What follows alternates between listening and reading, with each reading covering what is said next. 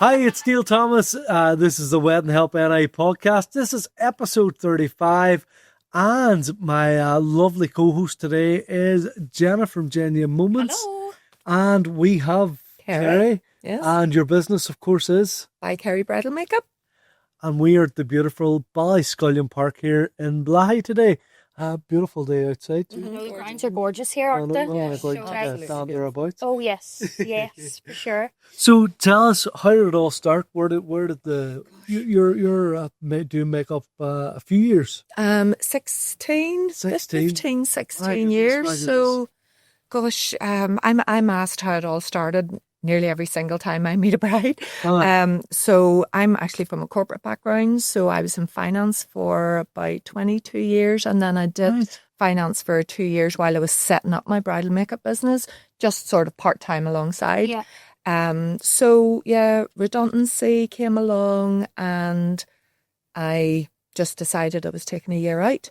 And way back then, nobody did makeup. Like, makeup was not a thing. No, it was, and I was just taking a year out to just sort of just do nothing. And I was looking through something, I can't even remember what it was, and I saw training in makeup artistry, and I thought, you know what, I would really love to do something like that for me. Not for a business, for me. Yourself. So I enrolled. It was the Una Bowman School of Makeup. I think it was the only course available way back then. And it was 6 months. And yeah, I did that. And my full intention was that I was probably going to get back into finance and do consulting or something. And a few months in, I thought, I wonder, is there a business here in bridal makeup? And my style sort of lended itself towards bridal makeup because it was very natural. I did a wee bit of research, found 3 or 4 people online, websites. There was no Facebook or anything then, really. And I thought, yeah, there could be an opportunity there. And here we are today. Where are you based out of? What part of the country? I live in Lisburn. Right. But, and I have a home-based studio, which is used for all my brides come and meet me for their trials and consultations there. And I do occasional makeup there. But for weddings, it's all location. Yeah. So it's part of the service. I will call to wherever you need me to be that house, venue, and do what needs done. Do what needs done, yeah. How important is it to get a trial before the wedding day? You know, I would say it's very important. Yeah. I include a trial in all my packages. But I would do a lot of elopements as well. And those brides that are flying in from America, Canada, or wherever, they normally don't have time for a trial because of their schedule. Yeah. So, I mean, I've one next week. Actually, I'm going back down to Belle-Isle. And I won't have met that bride, but I will have a conversation with her over the phone just to get an idea. So there's never a problem. You know, it just means that I will add in a bit of extra time so that I can have a chat with the bride and get a real feel for what it is she's wanting for her day. But ordinarily, yes, all my brides will come, we'll meet. It's a great opportunity for us to get a feel for each other. Yeah. And I allow 2 hours. Most of them are finished in about an hour and a half. Sometimes I need to look at my watch after about an hour and go, I think we better do makeup. You like me, we talk too much. Talk too much. Do you sit and and go out as a mouse? We'll go off on all sorts of tangents. But yeah, and I always say to my brides, I feel anyway, it's as important that we can get on as to the... I think the connection, having a connection is really important, isn't it? Makeup, you're the closest you will ever be to your makeup artist, you know? And I think even having that confidence, you know, with the makeup for a lady, it's so important on their wedding day that they feel confident and they feel, you know, that wow factor. So I suppose even the trials and all that's all really important to feel that then whenever you do your trial. It certainly helps to put their mind at ease. And another thing I would say with regards to trials is it is always going to be my aim to get you 100% what you're after. But if I have a bride leave and we have sort of got it in the middle, and I'll say that before we start, because one person's idea of natural can be completely different to mine. Yeah.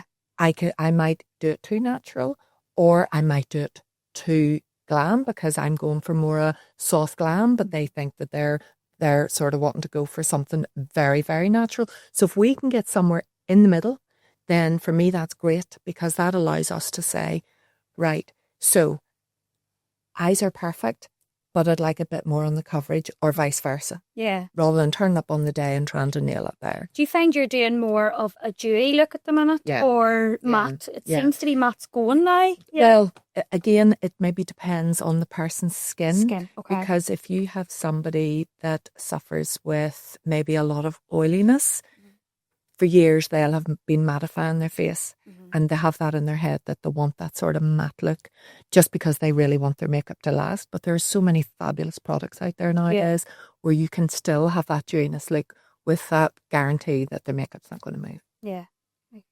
What would your go-to products be? Go-to products? Well, I do love the Charlotte Tilbury Hollywood Flawless Filter. I mean, I think everybody loves that. Delilah, I use a lot of Delilah products because I love their clean beauty. What about you, Dale? What's your favourite product? Well, I love to get the Sephora soda on a good wee day out. Just I love to get on around it soda. He's sitting there quiet, but realistically, he's like, I know what eyeshadow she's talking about. But I suppose trends are always changing too with makeup as well. So I suppose that's one of the big things, isn't it? Keeping up with the trends. Well, do you know what? I mean, I have always sort of I have always went for quite a natural look and a timeless look. And a lot of in my studio, I've got pictures, like professional images up that I've had for 14 years. And sometimes I think I'll change those. And then other times I think, no, I'm going to leave those there, because when you look at them, and as I say to my brides when they're sort of looking at them, would you believe that was like 14 years ago? That was 15 years ago. Because I think most brides want something timeless. So they don't want to look back after 15 years and go, gosh, you wouldn't have to know I got married in the 2020 whatever. I think as well that's a big thing, because I know, like, I think now makeup, especially with young people, they know how to do makeup so well, so they do, and it's not over the top. Whereas there was probably a period like where, there probably was a period where makeup, was I know was trialed on. For me, like, I would have never went out of the house without foundation on. I wouldn't have went out without an eyebrow. Now I can confidently just go out with just a skin tint, and there you go. I think the past 5 years, I've certainly seen a real difference in what people are wanting, even for occasional makeup, when they turn up and they're maybe going to, maybe as a wedding guest, or they're going to a gala or a formal or something. It's not that full coverage that they're wanting anymore. They're just wanting their skin to glow and speak for itself, really. Do you do different packages for makeups? Or I do 3 packages. I do like a classic package, which would be my most popular.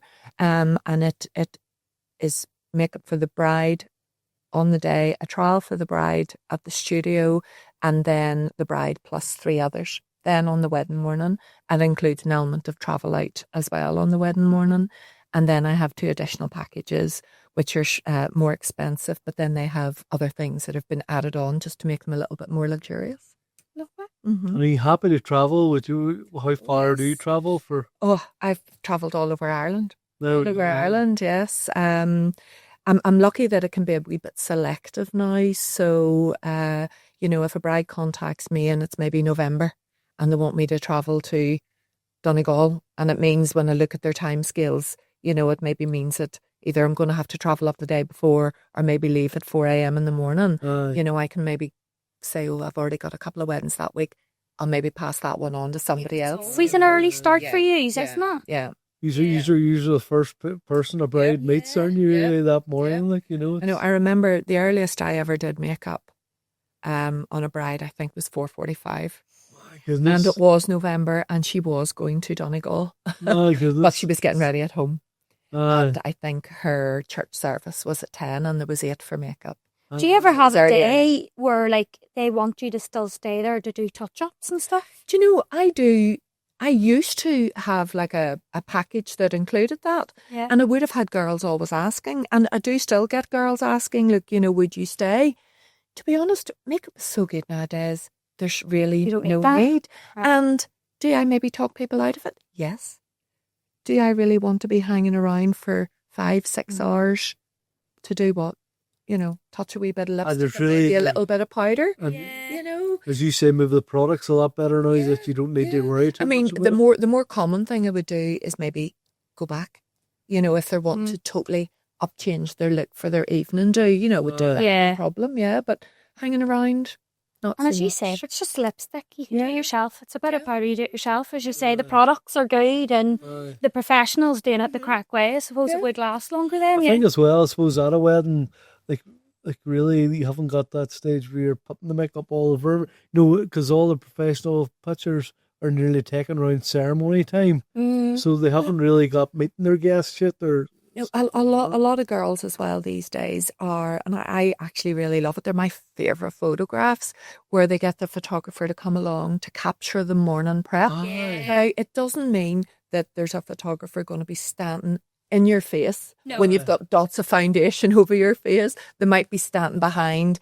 It's really about telling the story of the day and then maybe coming in at the end and getting the bride maybe their first look or something like that when they're seeing their makeup and their hair together, usually for the very first time. Because I love doing transitions. Yeah. So I would always try and get like the brides to do like something like, say, doing this with no makeup, no hair. And when they put the hand over the camera and the next thing, it's the hair, the makeup, and people love all that. And see, a few years ago, it would have been difficult to get somebody on camera with no makeup on. Yeah. That's how much things have changed. changed. True. With that. But I think that's just society, isn't it, really? And I think there's just a major change in society. Yeah, social media has a big base on it, isn't it? How far in advance should people be thinking about, if they're booking a makeup artist, how far in advance? It's one of them important things. Yeah, it depends on it depends on your day. Obviously, if it's a Saturday sort of from any time from April through to the end of September, if you know the makeup artist that you want, you've done your research, and the same for hair as well, I certainly would advise getting in touch with that person as soon as possible, because there's nothing worse than following somebody for ages and ages and ages and really liking their work. And then 6 months before the wedding day, she'd really get in touch with that person and the date's gone. And them big dates, they do go quick. So they do, that sort of wedding season, as I've been known, the dates do fly out. And as you say, that you are the first people, you and her. So that's probably the most important to your bride. So I suppose it's probably one of them things. I have seen a wee bit of a change now this year, and I've been speaking to colleagues about it as well. And we are seeing a lot of short notice weddings.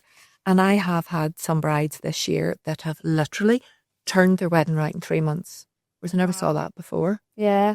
So, I have seen that sort of change in this year. Skincare, that's a big one, isn't it? Skincare. Skincare. I'm going to let you two talk about skincare. You brought it up, so I think you should say about it. But you said before, it's so important. Do you tell your brides beforehand what to do with skincare, or? I'm always there. Yeah. And I do get a number of brides that will contact me, asking for advice and things like that. So yes, I would offer that service. I would also, put my brides in touch with experts who are trained in prescriptive skincare, if there's a problem. But, there's simple things you can do yourself. There's nothing worse maybe than having somebody wanting to have this illusion of glass skin on their wedding day, but they haven't actually put the work in. And, it's not something that would come naturally to a lot of people. And I was saying it's not just something you do just the night before. It needs to be months of a regime. Yeah. But again, talking about changes in the industry, girls are so much aware of their skincare now. Even young girls. I know. Yeah. Sure, look. Yeah.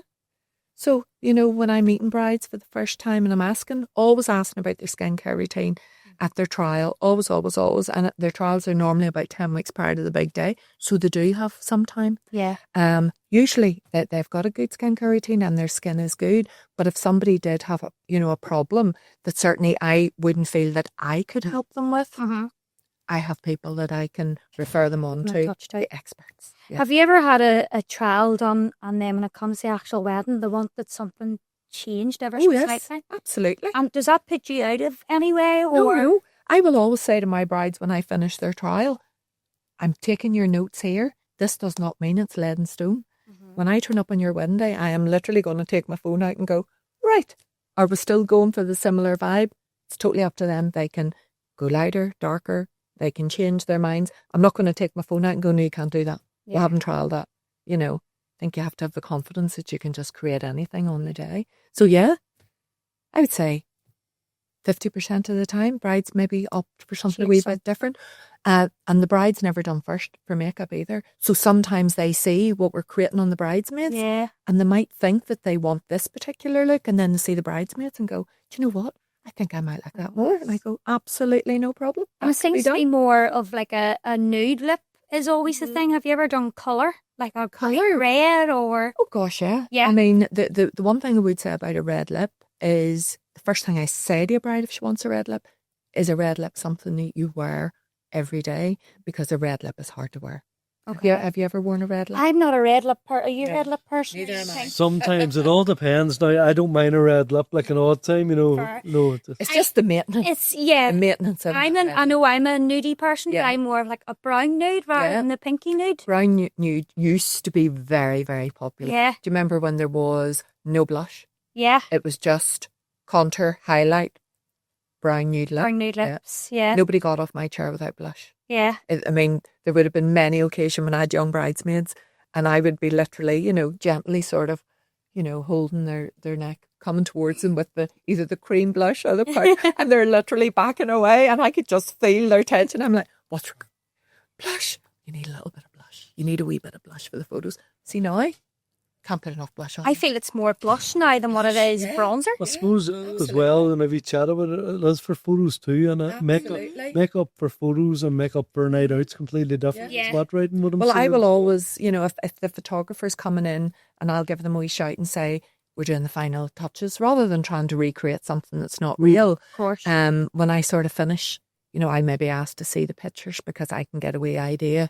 So looking face to face, I might think, enough blush. Looking in the photo, could do with a wee bit more. There you go. So I suppose the camera as well. Absolutely. It's good to see that perspective, isn't it? Totally. And you'd have never thought that, you know. It's something it's never something you think I'd ask. But there you go. And that shows experience, doesn't it? You know, to go with that, like, and try. And eyelashes. Where we stand on we eyelash them, because that's a big thing. Eyelashes are still a big thing. I include eyelashes for all my brides. They can have their choice of a really glamorous strip or something a bit more natural, or little individuals. Is that extra? No. I include it for all my brides, because I do think that even if it's a very natural set of false eyelashes, it does sort of elevate the look. And I would say if I'm doing 100 weddings a year, out of that 100 weddings, I might have 3 brides that don't want lashes. Yeah. And do you ever look at someone and just go, right, I know exactly what would suit them? Yeah, I had a bride very, very recently, actually, and she had a very unusual name. And when I met her for the first time, she was Iranian. She was absolutely gorgeous, and she was naturally very, very beautiful.